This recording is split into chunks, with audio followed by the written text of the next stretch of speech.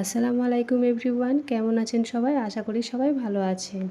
আমি আজকে চিকেনটা দিয়ে রুই মাছের ঝোল করে দেখাবো। তার জন্য আমি প্রথমেই চিকেনটাগুলোকে ভালো করে ছিলে আর এর ভিতরের দানাগুলো বার করে টুকরো টুকরো করে কেটে নিচ্ছি। দেখেন, সব চিকেনটাগুলো আমি কেটে নিয়েছি, এবার ধুয়ে পরিষ্কার করে নিয়েছি। তারপরে একটা কড়াই বসিয়ে কড়াইতে তেল দিয়ে পেঁয়াজ কুচি আর লঙ্কা কুচি দিয়ে লাল করে নেব। আচ্ছা, এই চিকেনটার মধ্যে আমি একটা আলুও দিয়ে দিয়েছি। এখানে পেঁয়াজ কুচি আর লঙ্কা কুচি যখন এই লাল লাল হয়ে যাবে তখন এই ধুয়ে রাখা চিকেনটাগুলো আমি দিয়ে দেবো। তারপরে আমি এর মধ্যে দিয়ে দেবো লবণ।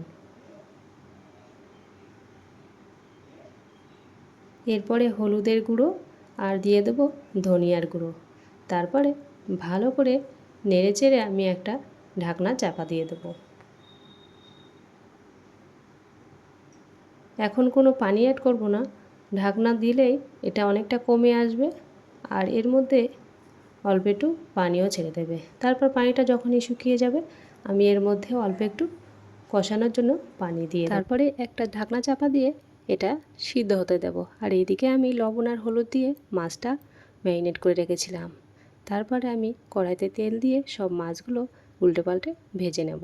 আচ্ছা, এখানে আমার চিকেন দেওয়ার পানিটা পুরোপুরি শুকিয়ে গেছিলো। তারপরে আবার একটু ভালো করে নাড়িয়ে চাড়িয়ে কষিয়ে নিয়েছিলাম। তারপরে আমি ঝোলের জন্য আবার একটু পানি দিয়ে যখনই পানিটা ফুটে উঠেছিল তখনই ভেজে রাখা মাছটা আমি ঢেলে দিয়েছিলাম।